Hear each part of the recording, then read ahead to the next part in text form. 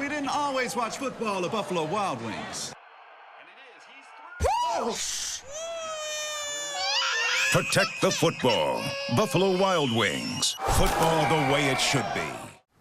Welcome to the Buffalo Wild Wings Coaches Corner. I'm Dave McHugh, and once again joined by one of the coaches here at the Hoopsville National Invitational Classic. It's Coach Brian Lane from Transylvania. And Coach, for starters, welcome to the Classic, and thanks for joining me. Everything's been run as professionally as we knew that it would be, and seems like you all put a great amount of time in preparation, because it's just run as smooth as any tournament we've been in. Great. Well, I appreciate that. Thanks so much. We're talking to Coach before his game with Randolph-Macon, though after his game with Catholic. And so let's just quickly start there before we get into everything else about the season.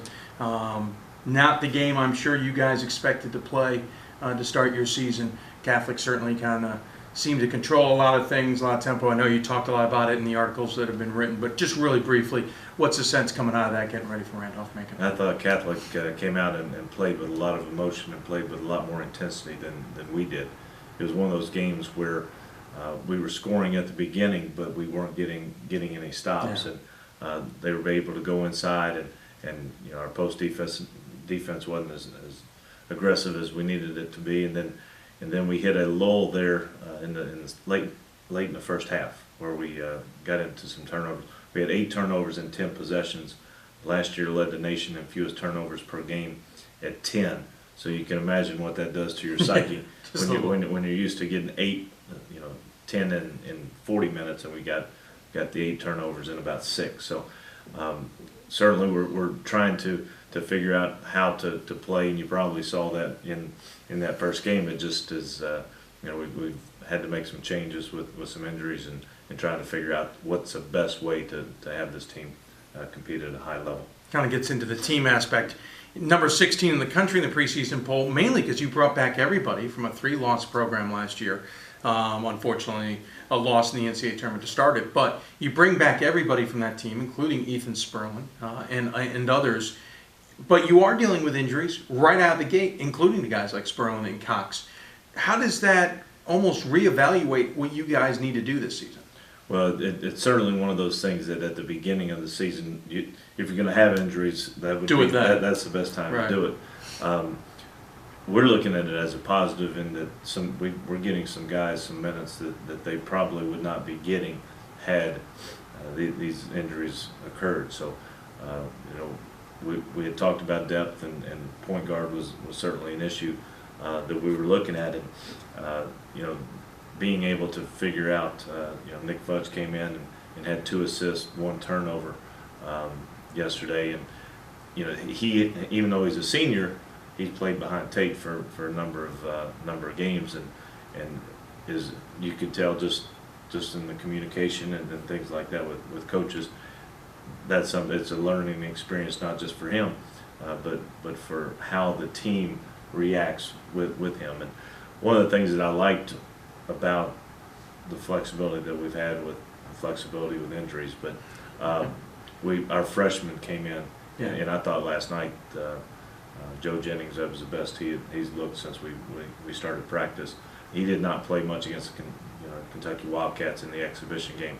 Parker Stansbury will be a person that comes in and competes as a freshman, and did not back down last night. I wish our seniors had played with the intensity that the freshmen did. If we did, probably could have cut the margin a little bit during that stretch in the first half. We got down 18, and basically that was the difference all the way up until about the last 3 minutes when we subbed and they got pushed out a little bit. Let's talk about the schedule, and before we get into the conference schedule, you aren't shying away this season. You and I talked back at the Las Vegas Classic, the D3Hoops.com Classic in Las Vegas, about how one of your purposes about coming there was putting your guys in front of the spotlight. You're going to play tough competition, but you're also going to be in front of people that want to see how you play. And you had a 1-on-1 there. The NCAA tournament, you had some good teams come in. This year, not only are you here, where you're playing what turns out to be a really good Catholic squad, you're going to play a good Randolph-Macon squad, presumably. You got your own tournament that's got the likes of, I believe, Worcester and Franklin and Marshall, among others. You're not, and you got center coming up in a couple of games, couple of days. You're not shying away this season. You're really laying the gauntlet down on this team. And as we were driving through the countryside of Maryland today, trying to find a practice facility, Yeah. we missed a turn, but it gave us more time as coaches to talk to them. If we did not feel like we were capable of competing, we would not have driven 9 hours to come up here and hang out at the White House and go to the Capitol and Right. get our butt beat and go home.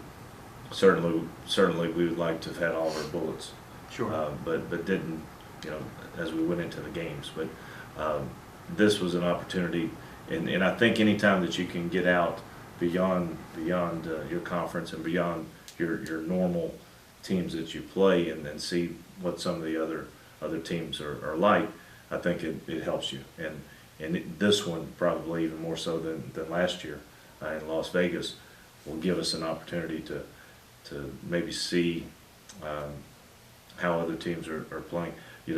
Before the Randolph-Macon game, being able to sit there, check out of the hotel early and be able to see 2 games prior to ours, and the intensity and how players communicate with each other and coaches and all that. I think any time that you can do that, it's good. Playing Kentucky was an entirely different Yeah. monster, and it was on national TV and 22,000 people in the game and all that. But we had to play so differently in that game just to be able to compete. Sure. It was 4 minutes left. We were down 2 in the first half. So, playing that, and then we turned around and against Catholic, we were down 9 to Kentucky at half. Right. And Catholic we're down 18. 18, right. Okay, so Different beasts. yeah, that's right. Conference-wise, Rose-Hulman comes on last season, beat you guys in the conference tournament. They look good again yet this year. Hanover is coming along as well in the HCAC. It's getting a little deeper, and it's certainly getting more competitive. While you have a tough out-of-conference schedule, you can't really look over this conference whatsoever. No, and actually it's one of those things that, that obviously the danger with playing such a tough non-conference schedule is you if you don't handle it correctly, you end up Put a lot of pressure on the conference. Yeah, and last year we were an at-large team, even though we were 22-2 going into the tail end of the season. Like you said, we lost 2 players through graduation, 2 guys that we knew were really strong leaders, and I think that's one of the things that we're seeing with this team, and this trip is going to help identify even more what guys I heard emotion and saw emotion from guys like Rash that really hadn't been able to tell people what they felt felt like. Well, now they're realizing the ownership is on them. I mean, they're seniors. We shouldn't have to beat it out of them. They're seniors and understand the importance. But going on the road in the Heartland, and it's every night, and it's coach speak. But there's not a game that we go on the road where we say this is a game where we don't have to play. We can we can not be at our best. I mean, we have to understand that when you are the preseason pick, #1 team in the league, and had such a stellar season last year, that circle is going to be right on us.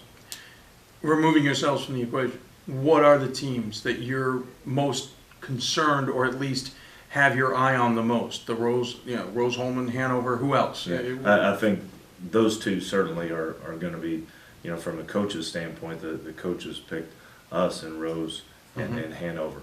But beyond that, there will be some teams, certainly Franklin and Defiance, and those teams will be better. Mount St. Joseph's going to be better. Earlham continues to improve, and Bluffton is moving into a new arena. So we lost to them late in the season last year, after we had already wrapped up the conference championship and hosting, and then they drilled us at their place, which is a prime example that even though we had only lost 1 game, and it was in that northern Ohio corridor, we had lost to Defiance earlier. That trip, I guess we need to stop at Lima and not go all the way up to because we were 0-2 up those neck of the woods. So, you know, as it will be. Hopefully, it'll be one of those where we can take care of business and everybody else grinds each other up, because sometimes that's what happens. We are a team that's capable of being very, very good this year once we get all the pieces together and figure out how hard we have to play, sure. And that the expectations are something that you can't control, but what you can control are the 3 E's. You know, your energy, your enthusiasm, and your execution, and those are the things that we've got to be better at coming out of this classic and as we head into our non-conference schedule. He's Coach Brian Lane from Transylvania, and if anybody knows Hoopsville, and Coach certainly does, you know that the final word always goes to the coach. So any final thoughts you want to share with those who are tuning in? Well, it's one of those things that as we came up here to this classic, we knew that the competition level was going to be very, very high. That was not a surprise. What I really like as we come up is that we are able to learn from the other great coaches in this classic and as those that go around the country, because you know the best coaches aren't necessarily in those other divisions, and I think every Division III coach that's listening knows what I'm talking about, because we all have to play different ways and different manners, but you come here and you know, it's not just about the classic, but figuring out how your team's going to play. But that's what the coaching is all about. We certainly appreciate what D3 Hoops and Hoopsville does. Unfortunately, due to technical difficulties, we're unable to bring you the very last bit of the chat with Coach Brian Lane from Transylvania. However, I do want to thank him for joining me at the Buffalo Wild Wings Coaches Corner here at the Hoopsville National Invitational Classic.